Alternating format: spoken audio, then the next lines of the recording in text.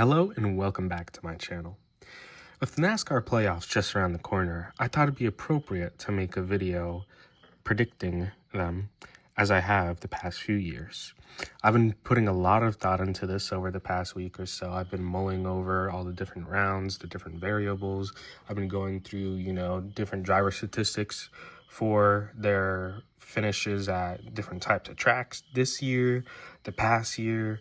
I've really been trying to just do a deep dive into the statistics, and I hope that will inform you of why I make certain decisions.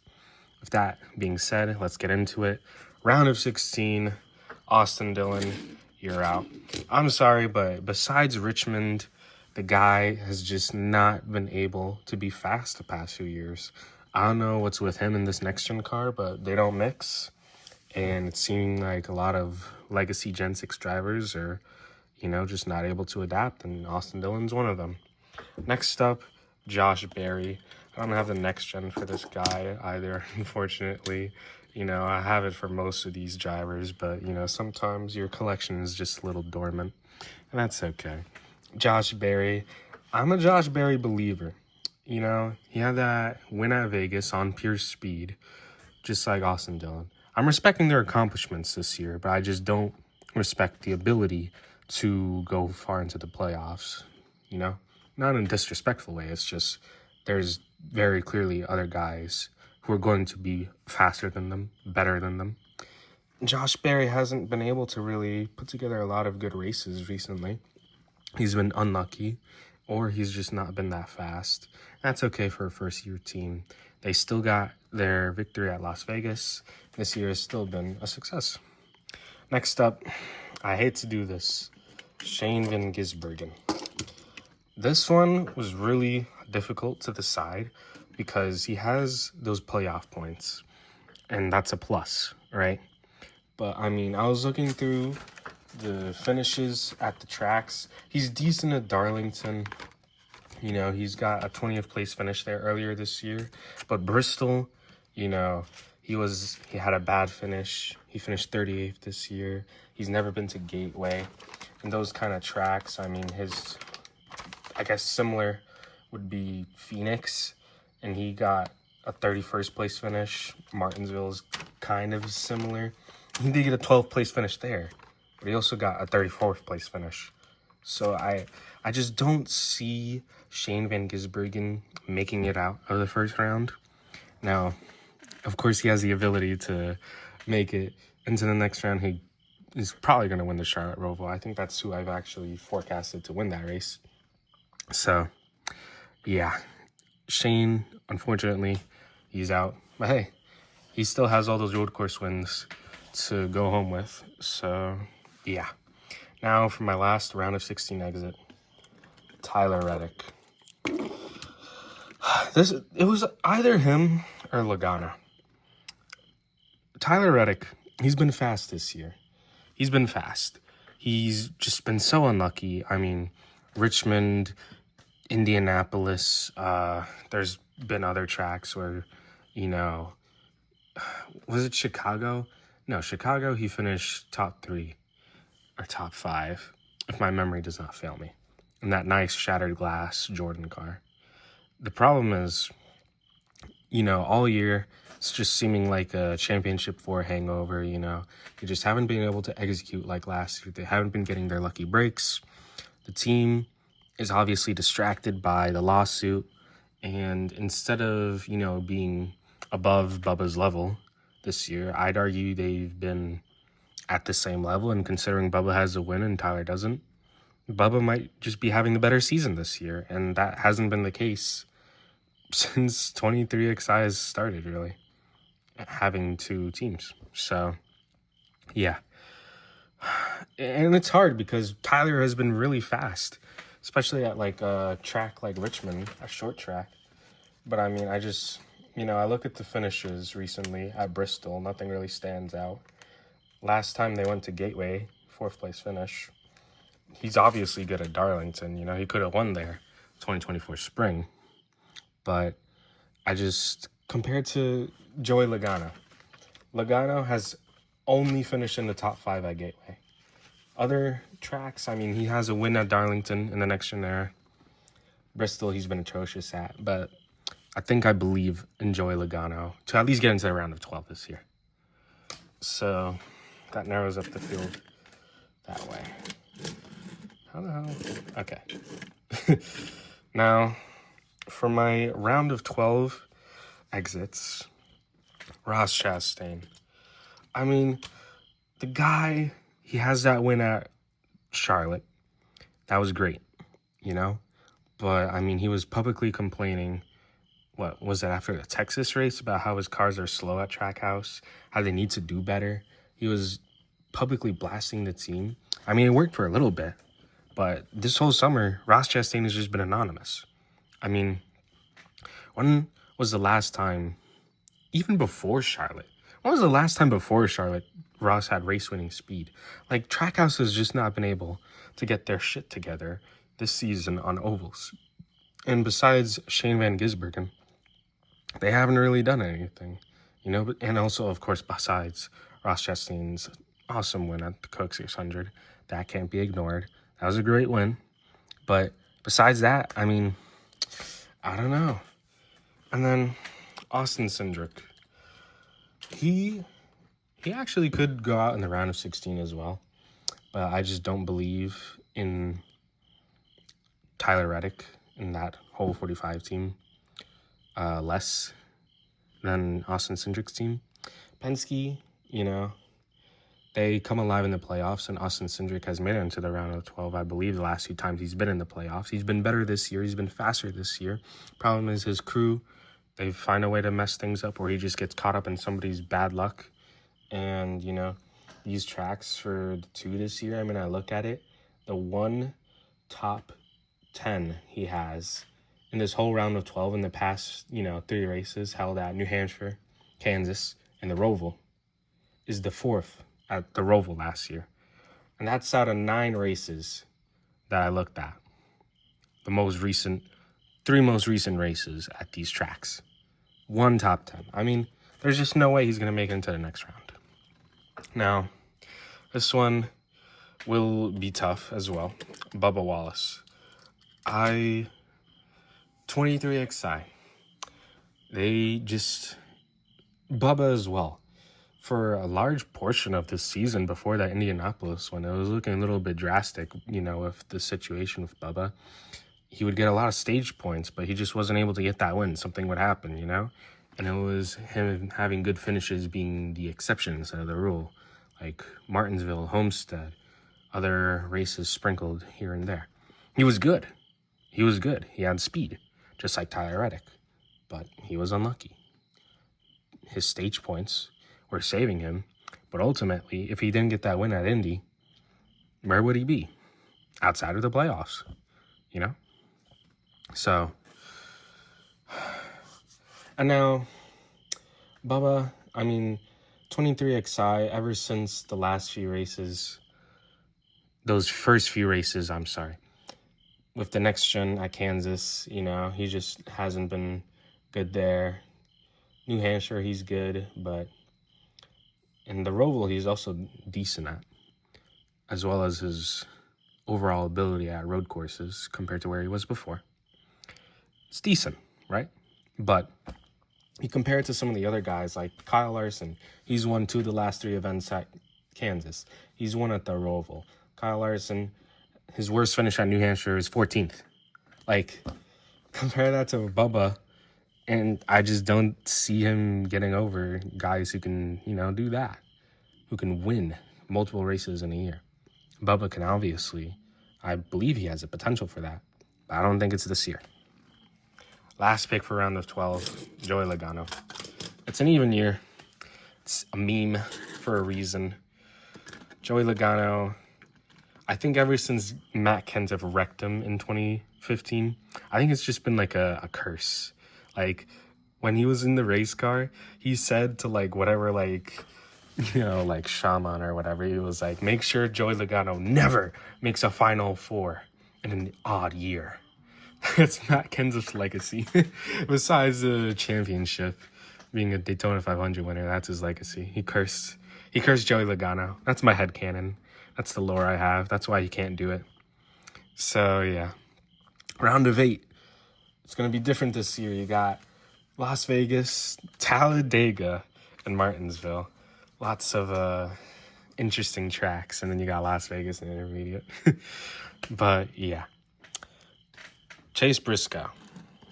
He's been good this year. The man has been fast. He's been a wonderful replacement for Martin Truex Jr.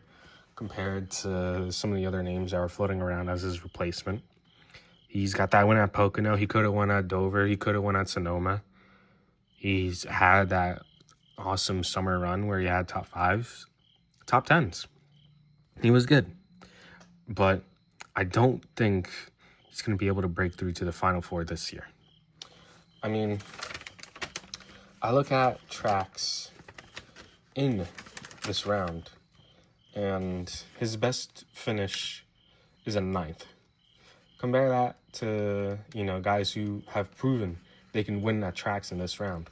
Kyle Larson, Denny Hamlin, William Byron. He has his last 3 races at Talladega, all top 10s. 2 of them top 5s. Same with Vegas. All 3 top 10s, 2 top 5s.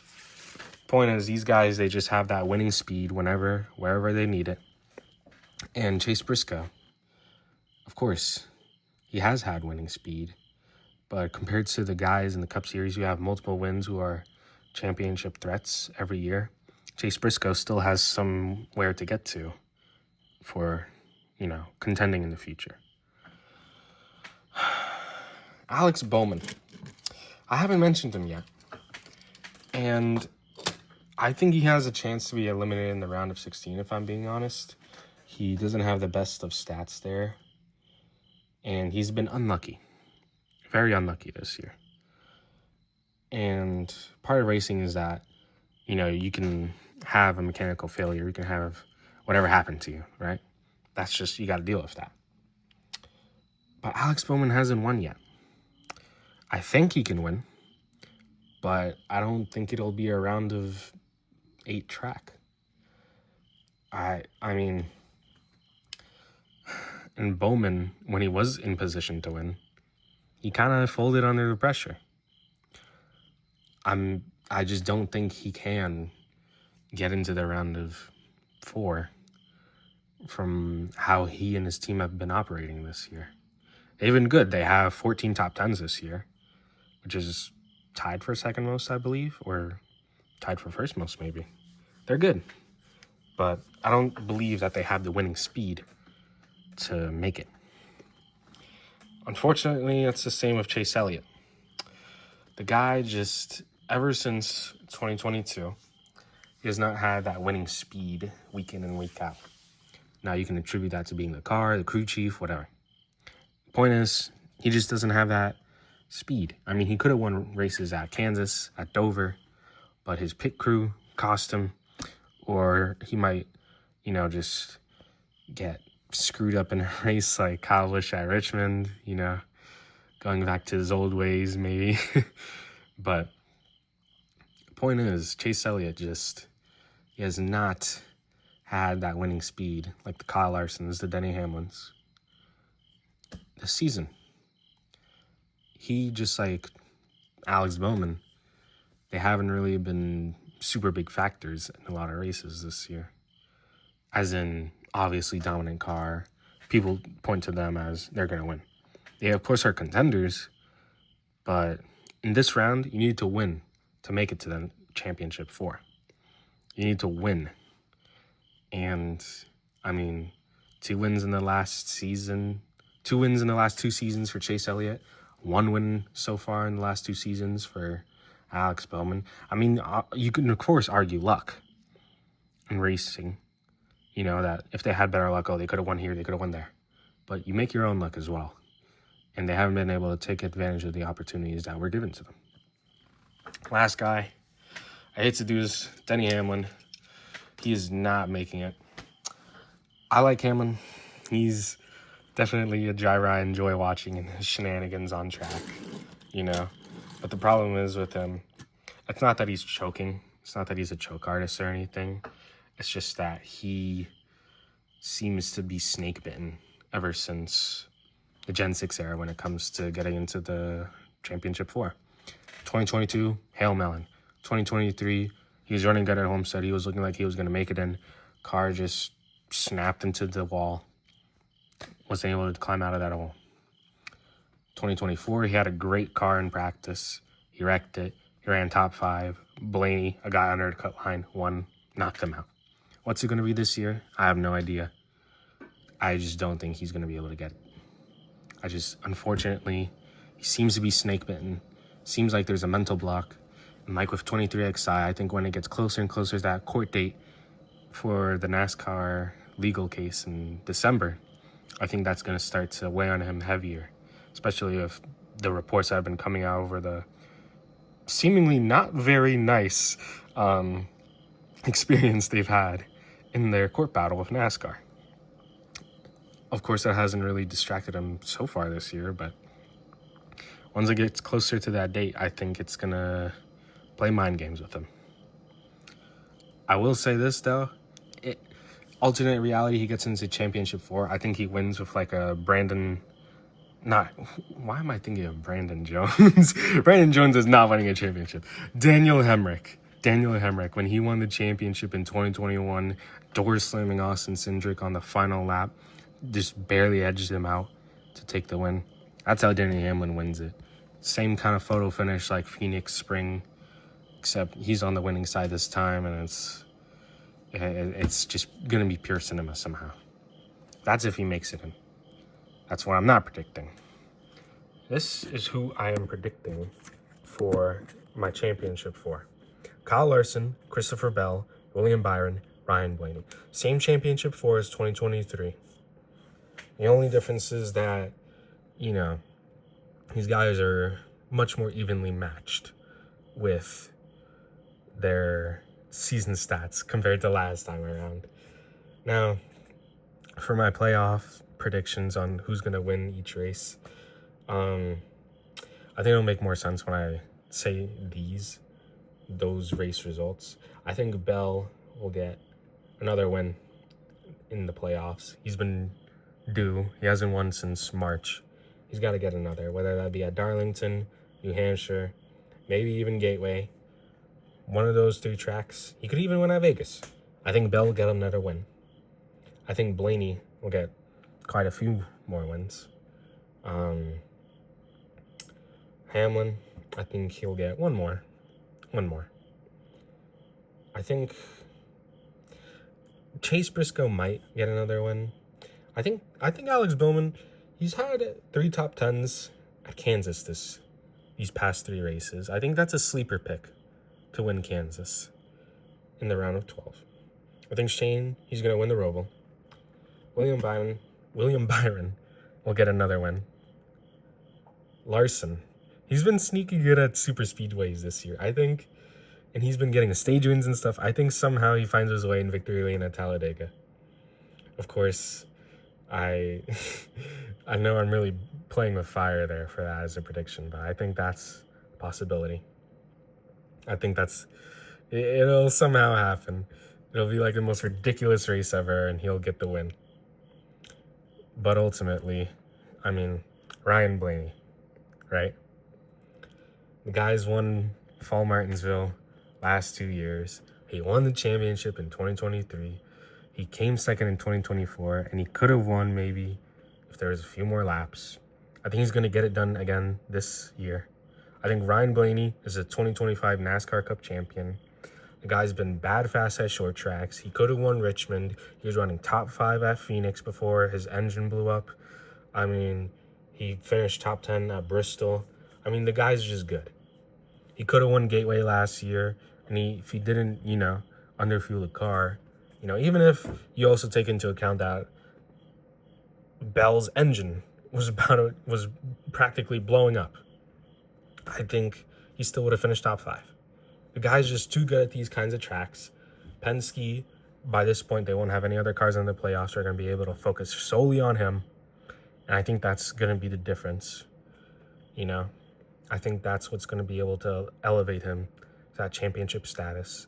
I think Ryan Blaney will be your 2025 NASCAR Cup Series champion.